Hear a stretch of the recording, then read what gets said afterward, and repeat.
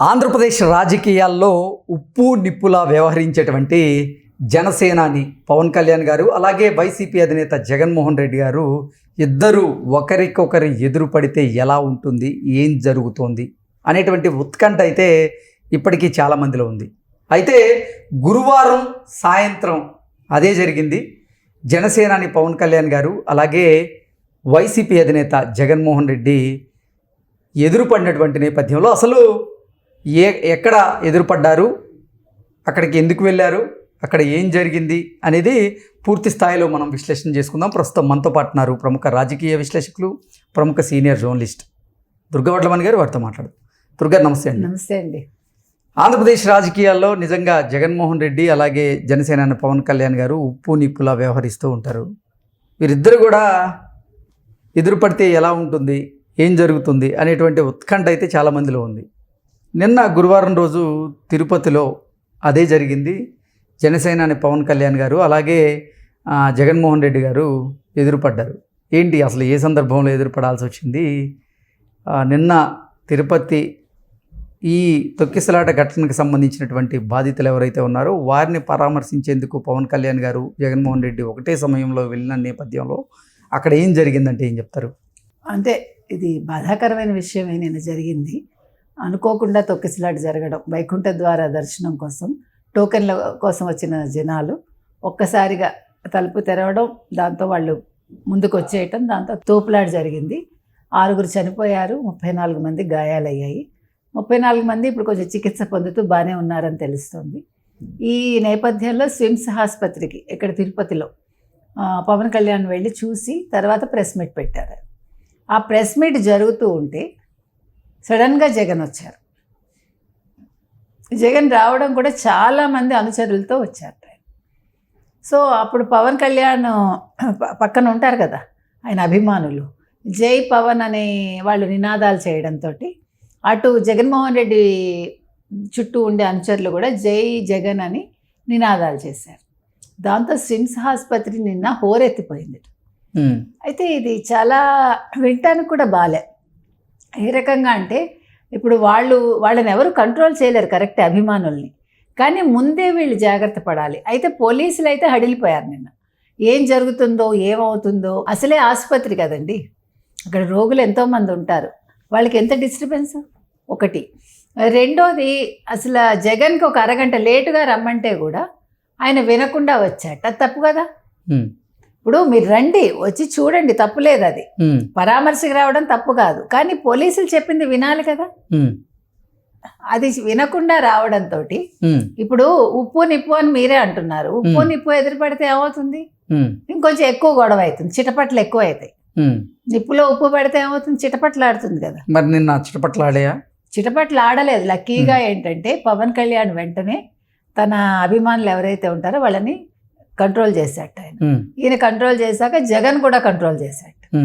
At least ఆ రకంగా వీళ్ళు సమన్వయంగా వ్యవహరించారనమాట. అది జరగటం వల్ల పోలీసులు ఊపిరి పీల్చుకున్నారు.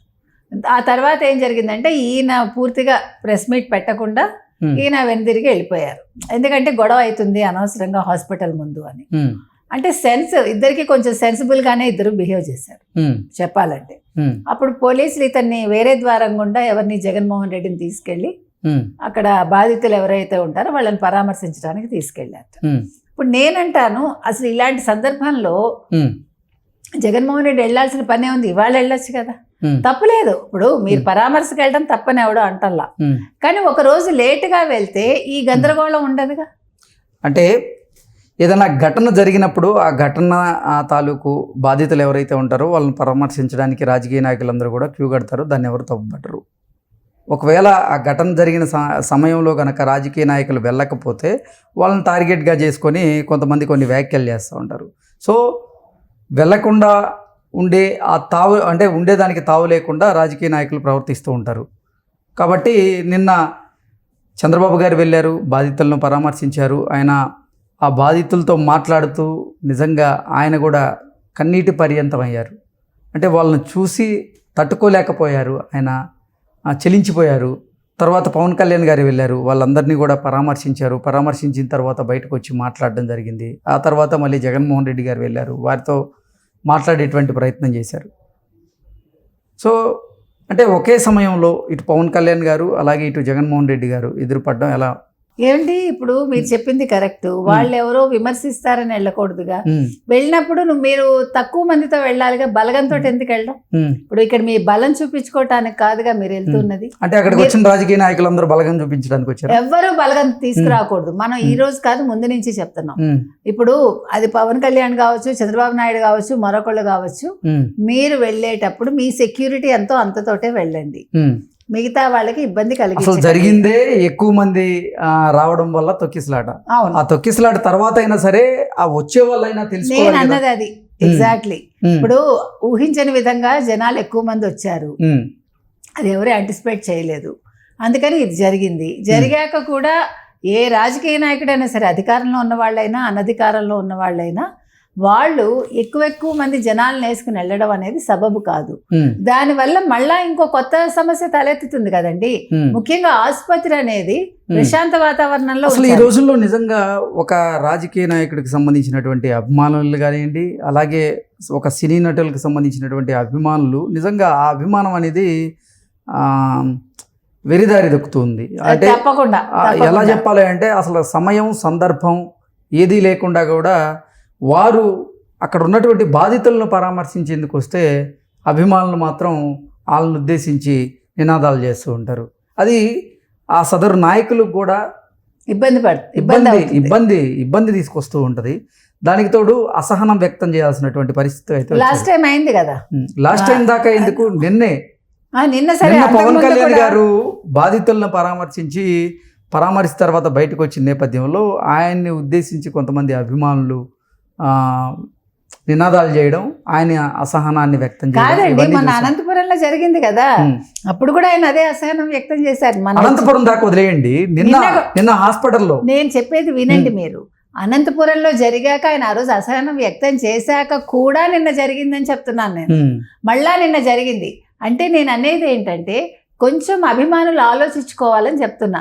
మీ అభిమానం తప్పు కాదు, అంటే కానీ సందర్భం చూసుకోండి అంటున్నాం మనం. ఇది సినిమా ఫంక్షన్ అనుకోండి. కొంతమంది గాయపడి ఆసుపత్రిలో చికిత్స పొందుతున్నారు, మరి కొంతమంది మరణించి వారి కుటుంబంలో విషాదం చోటు చేస్తుంది. ఆ సందర్భాన్ని పురస్కరించుకొని వారు అక్కడ బాధితులకి అమ్మ ప్రభుత్వం తరపున మేము అండగా ఉంటాం అని చెప్పడానికి వచ్చారు. అది వదిలేసి ఇక్కడ అభిమానులు అంటే జగన్మోహన్ రెడ్డిని ఉద్దేశించి సీఎం అనడం, ఇటు పవన్ కళ్యాణ్ గారిని ఇబ్బంది పెట్టడం, ఇవన్నీ చూస్తుంటే నిజంగా ఏంటి అసలు ఒక రాజకీయ నాయకుడికి సంబంధించినటువంటి అభిమానులు ఎవరైతే ఉన్నారో వారి అభిమానం ఎర్రితలలు ఎక్కుతుంది అన్నట్లుగా కొంతమంది అభిప్రాయాన్ని వ్యక్తం చేస్తున్నారు. కరెక్ట్ అండి. ఇప్పుడు అదే చెప్తున్నాం. ఇప్పుడు ఈ సీఎం అనే ఈ బ్యాచ్ ఏదైతే ఉందో, ఈయన వెళ్ళిన ప్రతి చోటికి బ్యాచ్ వెళ్తుంది. మీరు గమనించండి. అది జగన్మోహన్ రెడ్డి గారు తగ్గించుకోవాలి. మీరు మీ రాజకీయ సభలు అనుకోండి, మీరు ఎవరినైనా తీసుకెళ్ళండి, అది మీ ఇష్టం. కానీ మీరు ఎక్కడికి వచ్చారు? తిరుపతికి వచ్చారు. దేనికి వచ్చారు? మీరు ఒక తొక్కిసలాట జరిగి 6 చనిపోయి 40 మంది అక్కడ చికిత్స పొందుతూ ఉంటే మీరు పరామర్శకు వచ్చి మీరు అక్కడ సీఎం అనిపించుకోవటం ఎంత వెగటుగా ఉంది అది వినటానికి కూడా. ఇంకా మీకు మరి మార్పు రాకపోతే మీలో ఇంకా కేవలం జగన్మోహన్ రెడ్డి తనే అభిమానులకు చెప్పి సీఎం అనిపించుకున్నారంటారా?